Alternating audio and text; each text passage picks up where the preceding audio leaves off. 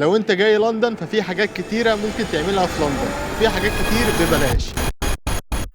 فالنهارده هروح نجرب 3 حاجات موجودين هنا في لندن انت لازم تجربهم لو انت جاي لندن، وفيهم مكان ببلاش ممكن تدخلوا ببلاش. فانا كنت عامل فيديو قبل كده اللي انا زرت اهم 3 اماكن هنا في لندن، ممكن تدخل تتفرج عليه. فالنهارده هنجرب 3 حاجات، هي حاجات تتعمل اكتيفيتيز. هتفرج على الفيديو للاخر وما تنساش الاشتراك واللايك. فخلينا نبدا الفيديو بسرعه ونروح على اول مكان وهو الكيبل كار. اول حاجه هنعملها اللي احنا هناخده الكيبل كار من هنا. المفروض دي مدتها 5 دقايق والتيكت تقريبا ب 8 باوند. فخلينا ندخل جوه ناخد تيكت نركب العربيه دي وهنجربها ونشوف اذا كانت كويسه ولا لا. بس انا بالنسبه لي تقريبا هتبقى احسن من لندن اي. انا جربت لندن اي وعملت عنها فيديو، فانت ممكن تدخل تتفرج على الفيديو ده. هندخل دلوقتي ناخد تيكت.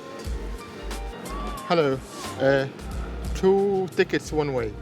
one way you can just touch in and touch out the ticket. طبعا مفيش تيكت بتاخده لو انت رايح طريق واحد. تدفع بالتليفون وانت داخل وانت طالع. فانت لو اخدت طريق واحد طبعا هترجع من هناك.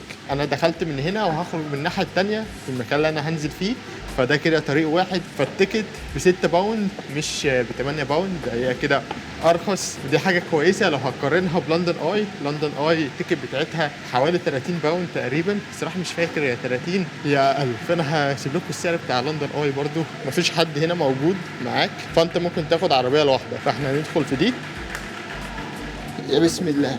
والباب دلوقتي هيقفل لوحده. فاحنا دلوقتي داخل الكيبل كار. هي هتعدي بينا نهر التيمز، هي مدتها بالظبط 5 دقايق، وكمان الارتفاع بتاعها عالي فانت تقدر تشوف لندن من فوق. بس تقريبا الفيو بتاع الكيبل كار غير الفيو بتاع لندن اي. خلينا نشوف الفيو كله من هنا.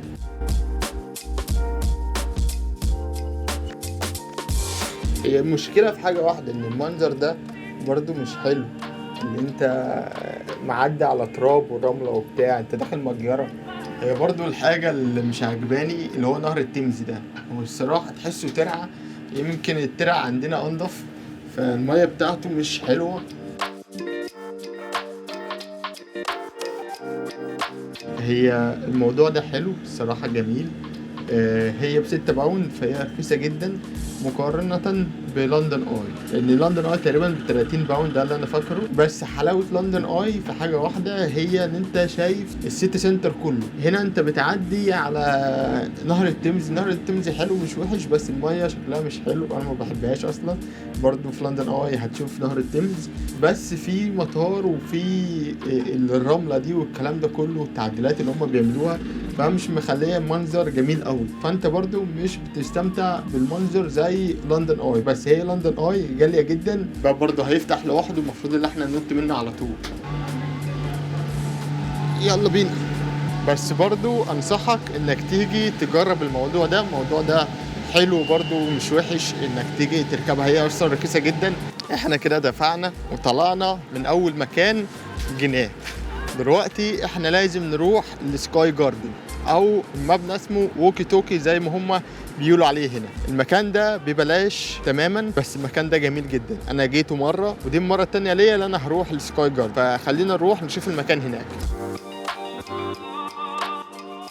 تاني مكان لازم تزوره في لندن اول ما تيجي هو السكاي جاردن. السكاي جاردن ببلاش، بس لازم تحجز قبلها بشهر، ان الناس كلها بتحاول اللي هي تحجز المكان ده علشان ده يعتبر واحد من احلى الاماكن اللي موجوده في لندن. هو ده المبنى. احنا هنطلع اخر دور فوق. فالمبنى ده حوالي 37 دور، فاحنا هنطلع الدور ال 33 وهتقدر تشوف من فوق الفيو كله من السيتي سنتر. فده احسن مكان انت ممكن تجيب ببلاش، بس المكان بيكون زحمه وفي ناس كتير بتحاول اللي هي تحجز المكان ده. فعلشان تقدر تحجز مكان لازم تحجز قبلها بشهر. فاحنا ميعادنا الساعه 42 دقيقه، بس هنحاول ان احنا نخش دلوقتي. احنا حوالي الساعه دلوقتي الساعه 2 وتلت. ساعات ممكن بيدخلوك بدري لو الدنيا مش زحمه قوي. ده المكان التاني ابو بلاش. ده المنظر ورايا.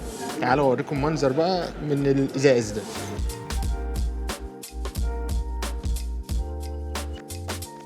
تقدر تشوف لندن اي من هنا، ولندن بريدج وتاور بريدج. فحرفيا انت تقدر تشوف كذا مكان من المكان ده. المنظر من هنا جميل جدا. برضو نهر التيمز موجود هنا، ودي كل المباني اللي انت تحب تشوفها. ده واحد من احلى الاماكن اللي انت تقدر تجيها هنا في لندن. مكان ببلاش. مهم انك تحجز قبليها قبل ما تيجي. انت ممكن تيجي وتدخل من غير ما تحجز، بس لو زحمه مش هيخلوك تدخل. فاحنا وتحت كان في ناس مش حاجزه واقفه في الطابور، قالوا لهم مش هتقدروا تدخلوا النهارده عشان النهارده زحمه، فكله مشى. فانت لو حجزت هتقدر تدخل. معرفتش تحجز، تعال وجرب، ممكن تدخل من غير تيكت.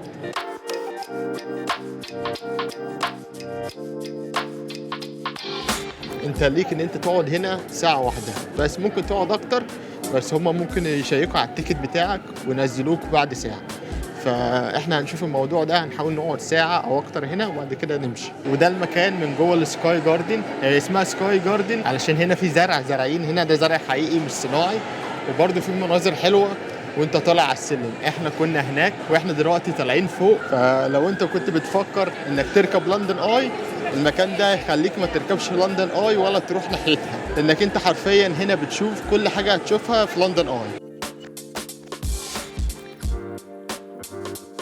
واحنا تحت قالوا لي ما ينفعش استخدم الترايبود فوق، فانت هنا تستخدم الكاميرا بس او التليفون، ممنوع استخدام الترايبود هنا. في اماكن هنا موجوده برضو شبه السكاي جاردن، ممكن تكون اوطى شويه، وفي اماكن لسه هتفتح الاسبوع الجاي اعلى من السكاي جاردن.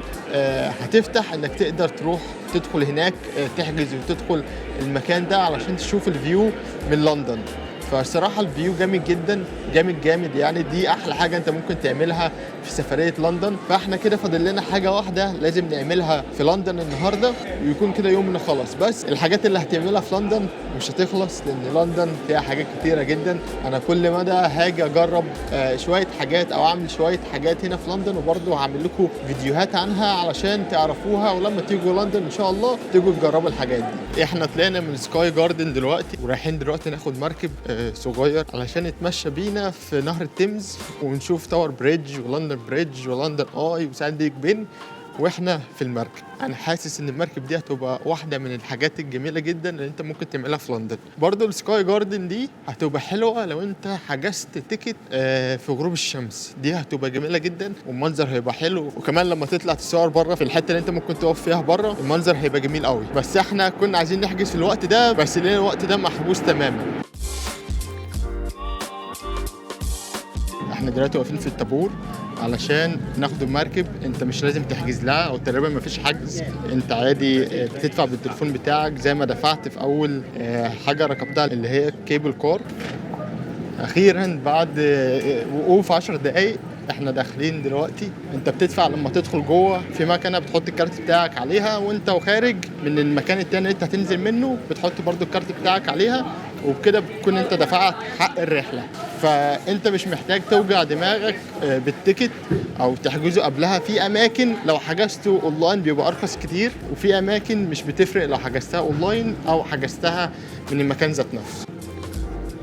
هنستنى المركب تاني لغايه ما تيجي علشان تاخدنا تودينا المكان قرب الفندق اللي احنا نازلين فيه. فدي هتكون اخر حاجه هنجربها النهارده. فاحنا هنستنى اوبر بوت علشان تيجي تاخدنا من المكان هنا.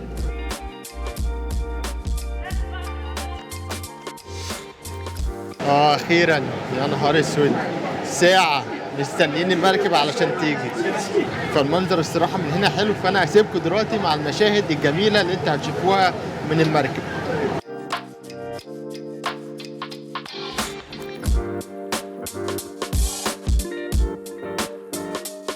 انت هنا برضو بتعدي على لندن اي وبتعدي على بيج بن وبتعدي على اماكن كتيره حلوه. بس المحطه اللي احنا ركبنا منها مش بتعدي على تاور بريدج، هي بعد التاور بريدج. هي الرحله بتطول على حسب المحطه اللي انت هتنزل فيها. هي برضو محطات، هو مش بيوصلك من مكان لمكان. انا الصراحه مش عارف هي سعرها كام، لان لغايه دلوقتي ما اخدوش مننا فلوس. لانك انت في حاجه هنا اسمها تابون اند تاب اوف. تابون دي لما انت بتحط الكارت بتاعك او التليفون بتاعك على المكنه اللي هي بتاخد الفلوس، والمحطه اللي انت بتنزل فيها بتعمل تاب اوف، اللي انت بتقول انا خرجت في المحطه دي، وبعد كده هم بيحددوا لك السعر. فانا الصراحه لغايه دلوقتي انا مش عارف هدفع كام في الحوار ده.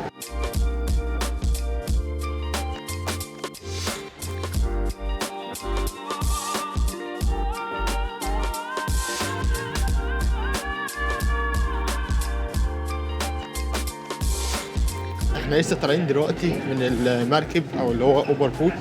احنا دلوقتي رايحين على الفندق. هي الرحله اخدت معانا حوالي ساعه او اكتر من ساعه. احنا سالنا على سعر التيكت، قالوا لنا اكتر حاجه ممكن تدفعها من محطه فلانيه لغايه المحطه دي حوالي 11 باوند. فلو انا هدفع 11 باوند فده سعر مش وحش. بس اوبر بوت هي تعتبر مواصله عامه بس مش مركب سياحي، لان في مراكب تانية او في شركات تانية كتير ممكن تكون اغلى من اوبر بوت، لان هم يعتبر مركب سياحي.